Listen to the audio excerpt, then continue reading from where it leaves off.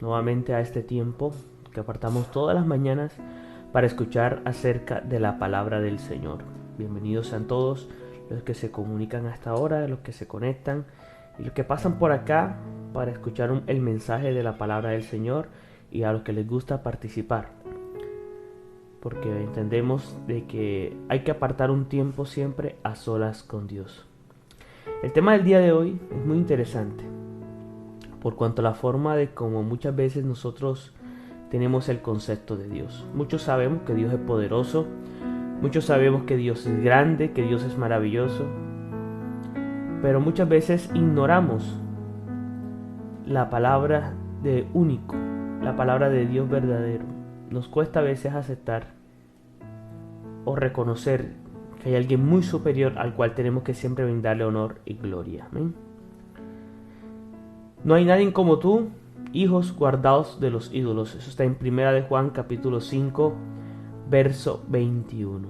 Nuestra meta es conocer mejor quién es el verdadero Dios, cuáles son los conceptos erróneos que tenemos de Dios, cuáles son los atributos, las características, lo que compone al Dios, qué significa que Dios es una Trinidad.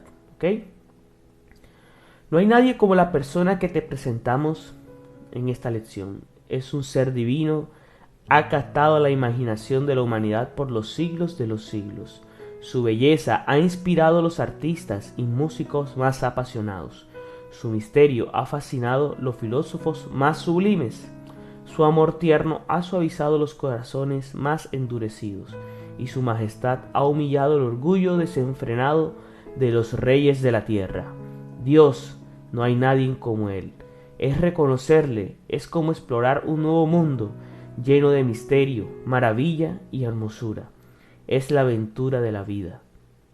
Tenga cuidado después de saborear un poco de Él. La búsqueda vuelve a ser una obsesión gloriosa, una adicción saludable. Querrás más. Amárrate bien el cinturón y se nos zarpamos a las aguas profundas para conocerle mejor. Dios. Y esta introducción es muy importante porque es como un abrebocas de lo que Dios hoy nos quiere hablar, de la forma en cómo el Señor hoy va a captar nuestra atención, pero sobre todo la disposición de nuestro corazón por aprender quién es ese Dios en el cual hemos creído, quién es ese Dios en el cual se le brinda alabanza, se le brinda gloria, porque muchos deciden el camino de Cristo, porque muchos deciden y desean caminar, porque muchos se han enamorado de ese amor que Jesús les ha dado por medio del sacrificio y a través de su vida. Vamos a leer la historia de un joven que se encuentra con el Dios verdadero. Un joven de 18 años caminando en un campo, se desata una tormenta terrible, con truenos y relámpagos y lluvia a cántaros. Un rayo se estalla casi encima del pobre joven. Aterrorizado, se tira a la tierra, gritando y clamando a Dios. Si me salvas de esta tormenta, te serviré el resto de mi vida. Muy pronto se escampa los cielos, y el joven, respirando con fuerza y mojado del sudor, se queda llorando en la arena. Su papá, un hombre de negocios, siempre serio y nunca cariñoso, quería que su hijo entrara a estudiar leyes. Pero ya el joven no pudo renegar su voto y se ingresó a un monasterio. En el día de su ordenación, el joven se llenó con anticipación para celebrar la Santa Cena por primera vez delante de su papá. Tal vez pudo por fin ganar su aprobación. Después de la ceremonia buscaba la afirmación del padre, pero en lugar de un abrazo de felicitaciones o una sonrisa de celebración, el hijo recibió solamente silencio formal y serio, una mirada de menosprecio y rechazo. Destrozado, el joven se abalanzó a los deberes clericales. Si no pudo ganar el amor de su papá, tal vez Dios podría haber conquistado por sus esfuerzos sinceros.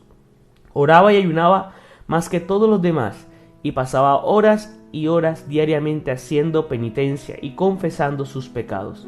El anciano sacerdote, condenado a escuchar la recitación monótona de sus pecadillos, por fin gritó: «Estoy harto de escuchar tus confesiones tontas día tras día. Tus pecados me aburren. Si te vas a confesar, comete algún delito digno de una confesión. Mata a tu papá, comete adulterio. Cualquier cosa que no sea lo mismo. Hora y hora de confesar tus pecadillos insignificantes. Pero el joven no aceptó ningún consuelo. Su sentido de culpa e inferioridad creció y creció hasta llegar a ser insoportable. Estaba a punto de suicidarse y volverse completamente loco con sentidos de culpa que cargaba. Su confesor, un hombre sabio, le asignó a estudiar y enseñar la Biblia, específicamente el Nuevo Testamento. El joven se puso a estudiar con intensidad como siempre, y un día sus ojos cayeron sobre este versículo del libro de Romanos. El justo vivirá por la fe. En aquel momento el joven sintió una carga levantarse sobre su espalda. Sus músculos se relajaron, su corazón se inundó de una paz ardiente y se le salieron las lágrimas. Por fin se dio cuenta: no tengo que ganar mi salvación, no tengo que obrar para ganar el amor y aceptación de mi Padre Celestial.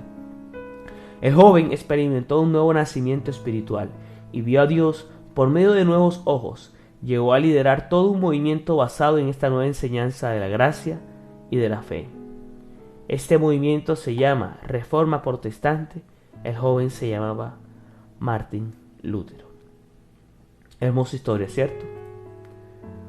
De hecho, a través de los años y a través de la historia, siempre como seres humanos estamos buscando la aprobación de los hombres.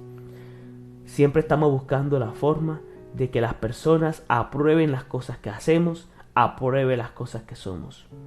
Cuanto más un hijo que quería ganar la aprobación del padre.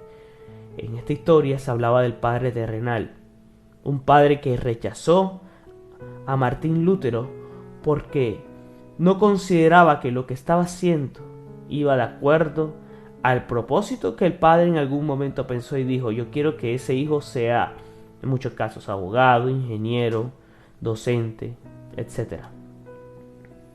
El hijo sintió un llamado de Dios y siguió ese llamado. Sin embargo, al papá no le gustó y el papá se alejó poco a poco de él. Y la historia nos enseña de que, buscando él cómo llenar ese vacío que su papá le dejó, encontró al Señor, encontró a ese Dios que, sin pensarlo dos veces, lo aceptó, lo recogió, lo puso en sus manos. Y esa aprobación que él tanto buscaba en los hombres, la encontró en Dios. ¿Quién nos alegraría de eso? ¿Quién nos alegraría de que sea el Señor el que nos apruebe, el que diga si estamos haciendo las cosas bien o haciendo las cosas mal? Dice una pregunta acá de este concepto: ¿por qué no pudo ver a Dios como un padre amoroso al principio? Quizás de pronto necesitaba que Dios mismo le confirmase cuánto lo amaba. Y eso solamente se logra por medio de la palabra de Dios. ¿Y tú? ¿Cómo podría ser posible que tu trasfondo familiar o religioso pueda tener una influencia positiva o negativa sobre tu concepto de Dios? Desafortunadamente muchos tenemos malos conceptos de Dios por nuestro trasfondo familiar o religioso. Muchos ven a Dios de la siguiente manera. Y aquí vamos a ver una serie de conceptos en los cuales muchas veces como seres humanos hemos colocado a Dios. Lo vemos como el Dios ogro. Muchos, por haber tenido un padre abusivo o por haber aprendido una religión legalista, miramos a Dios con desconfianza. No nos atrevemos a tener una intimidad con Él. Pensamos que Él está listo para castigarnos por cualquier pequeñez. Pero veremos que hoy Dios es amor, más misericordioso y paciente de lo que podemos imaginar. Muchos me he encontrado en esta situación donde ven a Dios como ese Dios que castiga, ese Dios que no quiere que tú te equivoques ni una sola vez, como ese Dios que está simplemente esperando ahí el momento en que tú caigas, en que tú desfallezcas, en que tú la embarres, en pocas palabras, para poder castigarte. Tenemos al Dios Santa Claus. Al otro extremo, muchos pensamos que Dios es tan amoroso que jamás exigiría nada de nosotros. Pensamos que Él nos da la licencia para hacer lo que nos dé la gana sin ninguna consecuencia. Pero veremos que Dios es justo y santo y con Él no se juega. Muchas veces hemos considerado a Dios como Santa Claus, como Papá Noel. Ese Dios que nos da licencia para hacer todo lo que nosotros queramos. Todo lo que nos dé la gana. Tenemos a Dios a veces como ese ser que de pronto voltea su mirada mientras que tú estás pecando y cuando tú le quieres pedir algo, vuelve y la coloca sobre ti. Muchos lo vemos así. Y tenemos el Diosito. Muchos miramos a Dios como si fuera una mascota para buena suerte o un teddy bear. Pero veremos que Dios es santo y temible, omnisciente, omnipotente y omnipresente. Es más grande de lo que podemos imaginar. De hecho, a través de la historia hemos conocido personas que son ateas. Son ateas, ojo. Ateas, pero tienen al Dios como un tabú. Para las apuestas, tienen al Dios como un amuleto. Porque tienen claro de que hay algo ahí, ¿cierto? Hay algo de Dios que se mueve y que quizás de pronto puede ser una buena suerte. Y tenemos a Dios colocado en ese concepto. Tenemos al Dios de la fuerza. Muchas veces consideramos a Dios como si fuera electricidad y nada más. Una fuerza impersonal para manipular. No lo ven como un Dios personal, quien podemos conocer, que tenemos que respetar, sino una persona para controlar. En la brujería Dios se concibe de esta manera. Si sabes hacer encantos apropiados, puedes usar la fuerza para hacer obras espirituales. Muchos tratan a Dios cristiano de esta manera. Ofrecemos sacrificios religiosos y hacemos actividades religiosas pensando activar la buena suerte de nuestro Dios. Y los hay. Hay personas que consideran a Dios como el poder que tenemos, como superhéroes, ¿ok? Y el Dios amuleto, el de la buena suerte. Muchos tratan a Dios como si fuese un amuleto para la buena suerte. Llevan la cruz y un santo con ellos para protegerlos de las malas ondas. Tal vez pueden ganar la buena suerte con acciones religiosas, contribuciones a la iglesia, oraciones de unción. Si incluyes esos deberes religiosos, no importa tu estilo de vida, se han cumplido los requisitos del Dios para la buena suerte. De hecho, muchas veces los israelitas trataron de hacer esto una batalla contra sus enemigos. Recuerda la historia de cuando Israel iba perdiendo una guerra, Israel iba perdiendo una batalla. Su corazón estaba lejos de Dios en ese momento. Pero ellos pensaron de que con llevar el arca del pacto a la guerra podían ganarla, como si fuese un amuleto, un talismán. De hecho, los filisteos tuvieron temor porque cuando ellos trajeron el arca en medio de la batalla, ellos gritaron con fuerza. Y los israelitas dijeron: Dios mío, vamos a perder esta guerra si tienen tanto furor por lo que acabaron de colocar ahí. Aún así, perdieron la guerra los israelitas. ¿Y todo por qué? Porque vieron al Dios como el amuleto y no vieron al Dios como lo que es. ¿Ok? El verdadero Dios, personal y trascendental. Dios es personal. ¿Cómo es la personalidad de tu Dios? La Biblia enseña claramente que nuestro Dios no es una cosa ni un concepto, sino un ser sumamente personal. Tiene un corazón lleno de emociones profundas. Se entristece, se goza, se enoja. Dice un fragmento de esta historia que cuando la humanidad se corrompió en los días de Noé, Dios le dolió en el corazón. El pecado le provoca la ira.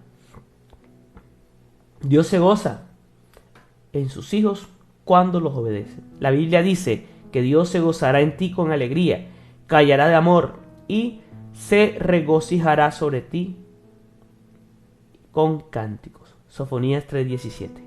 Y Dios se enoja. La Biblia testifica una y otra vez la ira del Señor. ¿Ok?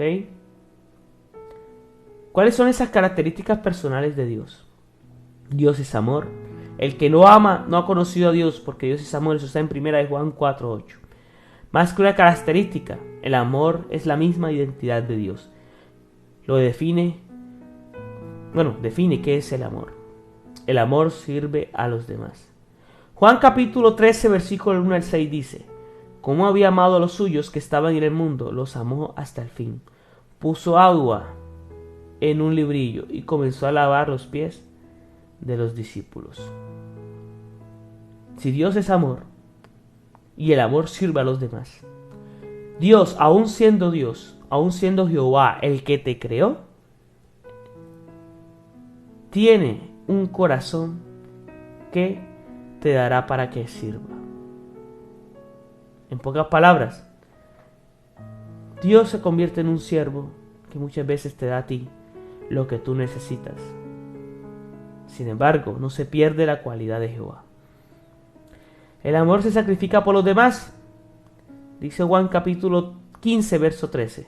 Nadie tiene mayor amor que este, que uno ponga su vida por sus amigos. Lo que hizo Jesús en la cruz del Calvario, lo que hizo en ese sacrificio de amor, para que tú y yo hoy tengamos la oportunidad de ir en pos de la carrera del llamamiento de Cristo, ¿ok? Romanos 5:8, mas Dios muestra su amor para con nosotros, en que siendo aún pecadores, Cristo murió por nosotros. El amor no es solamente un sentimiento meloso, es un compromiso del corazón que se expresa en acción. Vemos el amor perfectamente demostrado en la cruz de Jesucristo. Él dijo, te amo, y lo subrayó con su propia sangre. ¡Qué bendición! De que aún siendo pecadores, Cristo murió por nosotros. Y si hay un Dios que expresa el amor sirviéndote a ti, también Dios expresa su amor sacrificándose por ti. Es que es impresionante si uno lee la Biblia de principio a fin y se da uno cuenta que Dios nos creó, que Dios hizo un pueblo, que ese pueblo pecó, pero aún así Dios los levantó, que ese pueblo fue puesto en cautiverio, pero Dios libertó, que ese pueblo colocó reyes porque Dios concedió ese favor, que cuando otra vez estaban en cautiverio, Dios les mandaba profetas para que le dieran palabra. Aún la humanidad perdida, Dios mandó a Jesucristo, nuestro Señor, que comenzó a formar una iglesia cristiana por medio de los mismos discípulos y que hasta el sol de hoy dejó al Espíritu Santo para que nosotros tuviéramos la fuerza, tuviéramos el poder, tuviéramos la autoridad de decir, tengo a Dios en mi corazón. Es impresionante lo que Dios ha hecho por todos nosotros, los seres humanos. Dios es bueno y para siempre su misericordia. Dice Lamentaciones capítulo 2 versículos 22 y 23. Por las misericordias de Jehová no hemos sido consumidos, porque nunca decayeron sus misericordias. Nuevas son cada mañana. Grande es su fidelidad. Por la misericordia de Dios hoy estamos vivos. Por la misericordia de Dios, porque Dios es bueno y para siempre su misericordia, hoy tenemos la oportunidad de decir, Señor, tú estás conmigo, tú estás con mi familia, estás en medio de mis angustias, en medio de mis dificultades, en medio de mi gozo, en medio de mi alegría, en medio de mi lloro, porque Dios es bueno, amén. Dios es compasivo y misericordioso. Dios es justo. Algunos tratan de aprovecharse del amor de Dios abusando de la misericordia como licencia para seguir en pecado. Dios no es un diosito. Con todo su amor y misericordia, Él también, completamente justo, no pasa por alto el pecado. Es un juez que no tiene nada de corrupción, no acepta el soborno, no es hipócrita, no es excusa el pecado. Es misericordioso pero justo. Con Dios no se juega. Dios es fiel y verdadero. Él dice la verdad y cumple con sus promesas. Dios es luz y no hay ninguna tinieblas en Él. Muchos hemos aprendido a ser desconfiados en todos los demás porque la gente nos falla. Pero, dice Números 23:19, Dios no es hombre para que mienta, ni hijo de hombre para que se arrepienta. Él dijo y no hará, habló y no lo ejecutará. Te cuesta confiar por las fallas que has sufrido en el pasado. Nuestro Dios es fiel y cumple sus promesas. Podemos contar con Él. Si la humanidad te ha fallado, si los seres humanos te han fallado, si tu familia te ha fallado, si tus amigos te han fallado. Dios nunca falla. Él es fiel y justo, verdadero. Siempre estará ahí para ti. Si Él dice que cualquier pecador que se arrepienta y llegue a los pies de Cristo tendrá vida eterna, es porque es real y porque es cierto. Dios nos ha dado a Jesucristo para que tengamos la oportunidad, tengamos el privilegio de ser salvos. Y Él no es hombre para mentir, ni hijo de hombre para arrepentirse. ¿Cuáles son esas características trascendentales de Dios? Dios es personal, pero también diferente a cualquier ser humano. Tiene varias características que no tiene ningún ser humano. Cuán grande es tu Dios. La Biblia enseña que Dios es totalmente diferente a cualquier ser humano, que Él trasciende a la humanidad, está en todos lugares, sabe todas las cosas y tiene todo poder. Más que todo, Dios es santo y diferente a todo ser humano. Es perfectamente puro, sin mancha. Es alto, sublime y temible en su majestad. Inspira reverencia y temor santo. Es un fuego consumidor. Y bueno, muchos usan a Dios como la mascota para buena suerte. No le sirven con reverencia y temor. Pero la Biblia enseña que Dios no es un diosito, es fuego consumidor. Amén. Quiero leer la experiencia que tuvo Moisés cuando subió al monte. Dice Éxodo 24, del 15 al 18. Entonces Moisés subió al monte, y una nube cubrió el monte, y la gloria de Jehová reposó sobre el monte Sinab, y la nube lo cubrió por 6 días, y al 7º día llamó a Moisés en medio de la nube, y la apariencia de la gloria de Jehová era como un fuego abrasador en la cumbre del monte, a los ojos de los hijos de Israel. Y entró Moisés en medio de la nube y subió al monte. Y estuvo Moisés en el monte 40 días y 40 noches. Dice Hebreos 12, 28, 29. Y sirvamos al Dios agrandándole con temor y reverencia, porque nuestro Dios es fuego consumidor. Con Dios no se juega. Él es omnisciente. Él sabe todo. El pasado, el presente y el porvenir. Los ojos de Jehová están en todo lugar, mirando a los malos y a los buenos. Dios nos conoce mejor de lo que nosotros nos conocemos nosotros mismos, ¿ok? Él sabe todo, Dios conoce todo. Lo que eres, lo que fuiste y lo que serás. Lo que ocurrió en la tierra, lo que está ocurriendo y lo que ocurrirá. Omnipresente. Dice Salmos 139, del 7 al 12. ¿A dónde me irá de tu espíritu y a dónde huiré de tu presencia? Dios es omnipotente, todo lo puede. Dice Jeremías 32, 17. Oh Señor Jehová, he aquí que tú hiciste el cielo y la tierra con tu gran poder, con tu brazo extendido. No hay nada difícil para ti. Dios es bueno y para siempre su misericordia. Amén. ¿En qué concepto tienes a Dios? Te pregunto en esta mañana. ¿Has visto a Dios como ese Dios de poder? ¿Has visto a ese Dios como ese Dios de amor? ¿Has visto a Dios como ese Dios consumidor?